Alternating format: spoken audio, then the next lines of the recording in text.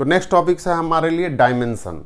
ठीक है, डायमेंशन समझने के लिए सबसे पहले हम ये जानते हैं कि जितनी भी फिजिकल क्वांटिटीज़ है उसको इजीली हम बेस क्वांटिटी के टर्म में आसानी से डिराइव कर सकते हैं। जैसा कि अभी हमने पढ़ा था थोड़ी देर पहले कि base quantity and derive quantities, तो उसी तरह जितनी भी फिजिकल क्वांटिटीज़ है उसको हम डिराइव्ड कर सकते हैं, है ना, बेस क्वांटिटीज़ के टर्म में। वो कैसे?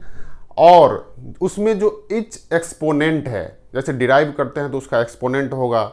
जैसे फॉर एग्जांपल, है ना, डिस्टेंस जो है सो आप जानते हैं कि वो लेंथ है ना, तो लेंथ उसका मीटर हो गया, लेंथ हो गया। उसी तरह अगर आप स्पीड निकालते हैं, स्पीड इज इक्वल टू क्या है कि distance travel by time taken, right. तो डिस्टेंस जो स्पीड है उसको हम किस फिजिकल क्वांटिटी में रिप्रेजेंट कर सकते हैं? लेंथ और टाइम के रिस्पेक्ट में, राइट। तो डिस्टेंस और टाइम के रिस्पेक्ट में रिप्रेजेंट कर सकते हैं। तो डायमेंशन क्या है? द एक्सपोनेंट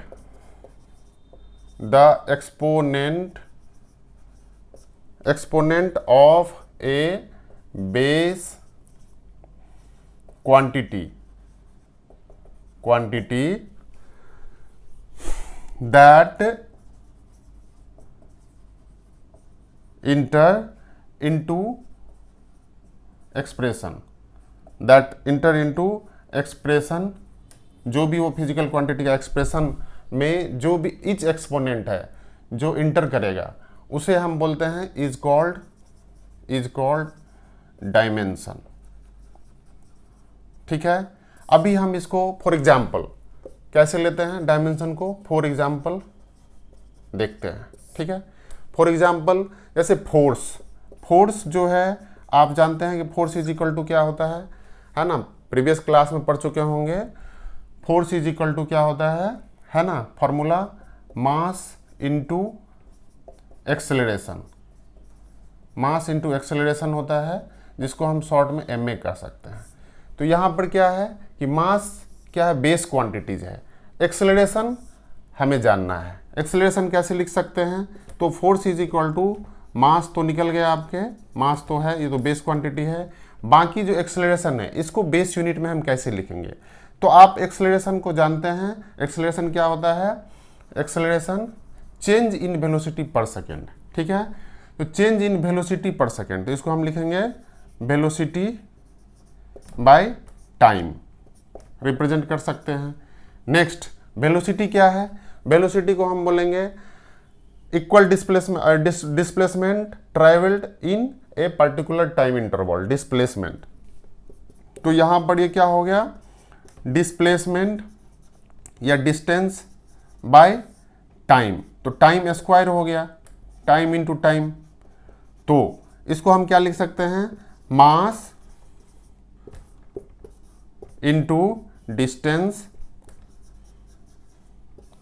इंटू टाइम का माइनस पावर -2। ठीक है, तो फोर्स को हम रिप्रेजेंट कर सकते हैं, बेस क्वांटिटी जो है ओनली 3 बेस क्वांटिटी में रिप्रेजेंट कर सकते हैं। मास है ना, इसको हम लेंथ ले लेंगे, डिस्टेंस का लेंथ हो गया, मास, लेंथ और टाइम में। ठीक है, तो और फोर्स जो है ओनली 3 बेस क्वांटिटी से डिराइव कर सकते हैं। Out of 7 we can derive force only 3 basic quantity, mass, length and time. तो मास का 1 यूनिट, लेंथ का 1 यूनिट, मास का 1 यूनिट, लेंथ का 1 यूनिट और टाइम का -2 unit. Apart from that all other base quantities का जो यूनिट होगा वो 0 होगा, क्योंकि आप जानते हैं कि 7 टोटल बेस क्वांटिटीज है, तो बाकी सारे बेस क्वांटिटी का जो वैल्यू होगा वो होगा 0। करेक्ट?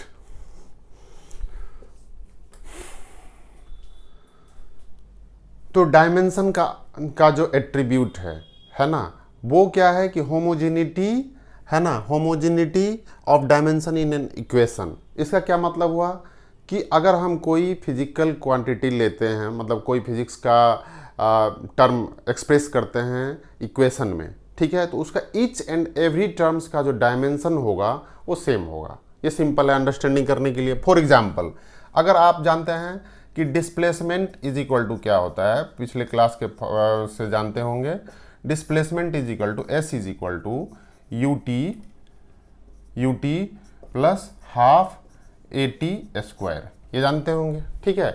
तो अब हम इसका चेक करेंगे, ये एक इक्वेशन है, इसका हमें इच टर्म का डायमेंशन जो है सेम होना चाहिए। जैसे ये टर्म s है, इसका डायमेंशन ut का डायमेंशन और at स्क्वायर का डायमेंशन, ये तीनों टर्म का डायमेंशन सेम होना चाहिए।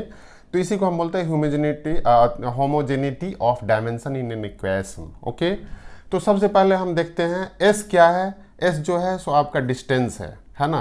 तो s इज इक्वल टू, तो डायमेंशन ऑफ s क्या हो जाएगा, डायमेंशन ऑफ s क्या हो जाएगा, l हो जाएगा। क्योंकि डिस्टेंस को हम, डिस्टेंस का डायमेंशन क्या लेते हैं, लेंथ में लेते हैं, एक्सप्रेस करते हैं। अब हम देखते हैं dimension of ut, dimension of ut क्या है, u जो है इनिशियल वेलोसिटी है। जैसे आप जानते हैं u है इनिशियल वेलोसिटी, जिसको हम क्या लिख सकते हैं कि जो है ना displacements travelled in certain time interval, है ना, ये लिमिटेड टाइम इंटरवल जो भी है, स्मॉल इंटरवल टाइम में जो डिस्टेंस ट्रैवल किया गया, या जो इनिशियल ऑब्जेक्ट का उसका इनिशियल डिस्टेंस क्या था, कोई भी ऑब्जेक्ट का। तो ये हम u जो है सो इस एक्सप्रेस करते हैं, u का क्या होगा, लेंथ बाय टाइम, और ये क्या है, टाइम है, करेक्ट। क्योंकि u क्या हो गया, मीटर पर सेकेंड में आपका यूनिट है ना। और इसको हम एक्सप्रेस करते हैं कि displacement travelled by time interval. तो यहाँ पर डिस्प्लेसमेंट का जो यूनिट है ये डिस्टेंस हो गया, is equal to distance for certain unit, और इसको हम लिख सकते हैं, इसका क्या होगा, डायमेंशन लेंथ में रिप्रेजेंट करेंगे, और ये हो गया टाइम। तो ये क्या हो गया, t और t कैंसिल हो गया, तो इसका भी l हो गया। आप देखेंगे कि सेकेंड टर्म का डायमेंशन l, फर्स्ट टर्म का फर्स्ट जो s है उसका डायमेंशन l, इसका डायमेंशन l। अब हम देखेंगे कि थर्ड यूनिट जो थर्ड एक्सप्रेशन है ना, उसका डायमेंशन क्या होता है। तो इसको हम लिख सकते हैं हाफ ए टी स्क्वायर है। तो हाफ ए टी स्क्वायर का डायमेंशन में ये a क्या है, a हो गया एक्सेलरेशन मतलब कि वेलोसिटी बाय टाइम ले सकते हैं हम, ठीक है। और ये क्या है, टाइम का स्क्वायर, ठीक है, जो दिया हुआ T square is equal to. Velocity को हम क्या लिख सकते हैं, वेलोसिटी को हम लिख सकते हैं, है ना, डिस्टेंस बाय टाइम, और एक टाइम पहले से था, इनटू टाइम स्क्वायर, करेक्ट। अब इसको डिस्टेंस का जो डायमेंशन होगा वो l हो जाएगा, और टाइम का t होगा, ठीक है। टाइम यहाँ पर t स्क्वायर है और ये t स्क्वायर है, तो ये t स्क्वायर कैंसिल हो जाएगा, इसलिए l होगा, ठीक है। तो आप ये क्या देखते हैं कि ये तीनों जितने भी यूनिट है सबका डायमेंशन जो है सेम आया। इसी को हम बोलते हैं homogeneity of dimension in equation, ठीक है।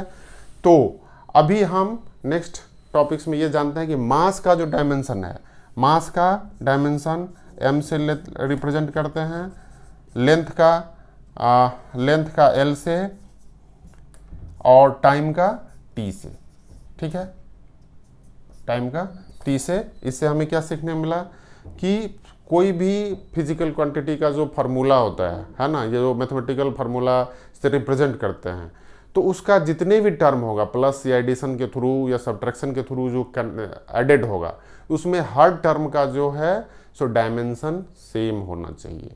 इसी को बोलते हैं principle of homogeneity of a dimension. अभी हम लास्ट इक्वेशन में निकालने s is equal to U T plus half A T square.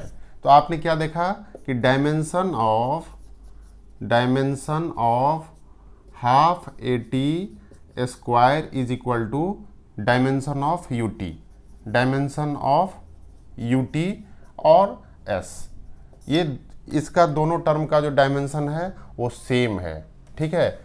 तो 1/2 क्या है, ये प्योर नंबर है, ये क्या है, प्योर नंबर है। तो इसका क्या है कि नो डायमेंशन, इसका कोई डायमेंशन नहीं है, इसका डायमेंशन नहीं है, हाफ का डायमेंशन नहीं है।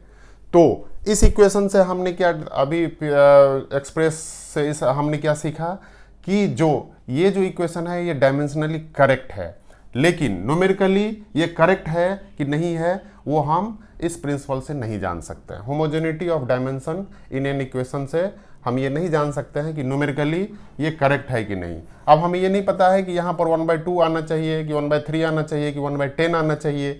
ये चीज़ हम डायमेंशनल होमोजेनिटी प्रिंसिपल से प्रूव नहीं कर सकते हैं। लेकिन इतना ज़रूर है इतना आपको ज़रूर है कि जो डायमेंशनली करेक्ट इक्वेशन है वो ज़रूरी नहीं है कि वो करेक्ट हो, लेकिन अगर डायमेंशनली इनकरेक्ट है तो वो ऑफ कोर्स वो इनकरेक्ट इक्वेशन होगा। यही एक लिमिटेशन है डायमेंशन का, और ये homogeneity of dimension in an equation का ये एक लिमिटेशन है। ठीक है, तो ये इंपॉर्टेंट है कि जो डायमेंशनली करेक्ट है, डायमेंशनली करेक्ट इक्वेशन है, करेक्ट इक्वेशन वो करेक्ट भी हो सकता है, करेक्ट भी हो सकता है और इनकरेक्ट भी। लेकिन जो डायमेंशनली इनकरेक्ट है, जो डायमेंशनली इनकरेक्ट इक्वेशन है वो तो बिल्कुल ही इनकरेक्ट होगा। इस चीज़ से हमें ये लर्निंग मिला है। ठीक है, तो इस चीज़ को आप समझिए कि जितने भी न्यूमेरिकल वैल्यू है, प्योर नंबर है, उसका डायमेंशन नहीं है तो उससे हम ये प्रूव नहीं कर सकते हैं कि ये इक्वेशन करेक्ट है या इनकरेक्ट है। लेकिन डायमेंशनली करेक्ट होने से ये बात पता चलता है कि ये इक्वेशन है ना करेक्ट भी हो सकता है और इनकरेक्ट भी हो सकता है। लेकिन जो डायमेंशनली इनकरेक्ट है ना, डायमेंशनली आप इनकरेक्ट, जैसे मान लेते कोई भी इक्वेशन हम निकालते हैं, फॉर एग्जांपल आप s is equal to U T plus half A T लिख देते हैं सपोज।